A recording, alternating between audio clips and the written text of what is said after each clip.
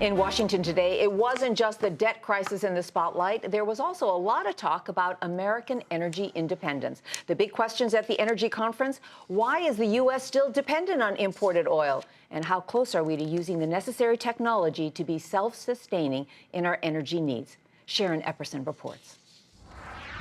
With the federal government shut down, some of the nation's premier institutions for energy innovation scaled down or shut down completely. But many companies continue to forge ahead with groundbreaking technologies that will help reduce this country's dependence on oil and increase our energy security. Corporate executives and policymakers have come together here at the Securing America's Future Energy National Summit on Energy Security to increase awareness and spark action to help reduce the nation's dependence on oil. Energy security is a triple win. It's a win for the customer because our technology reduces the price.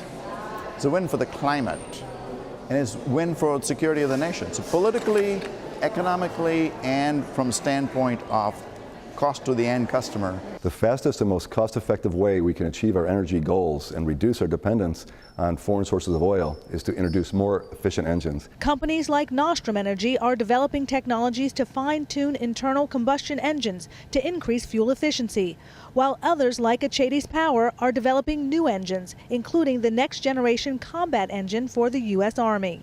Domestic oil production is booming and fuel efficiency in cars and trucks is improving. Yet with our heavy dependence on oil, the United States is just middle of the road when it comes to oil security, based on a new index measuring more than a dozen countries. But car makers are making significant strides in reducing gasoline consumption. Nissan has sold more than 35,000 battery-powered Nissan Leafs. General Motors' Chevy Volt, the first commercially available plug-in electric hybrid, has sold almost 50,000 vehicles. This is part of a solution, really. It's not a single silver bullet solution, but it's one of a number of avenues that are available to the transportation sector. Compressed natural gas vehicles like the Chevy Impala due out next year are another. Electrification services for truck stops are enabling trucks to draw power from the grid rather than idle or run on diesel fuel. It's not going to happen immediately. I think we need to take a lot of steps to get there. I think electrification of transportation is a major step forward. Another step?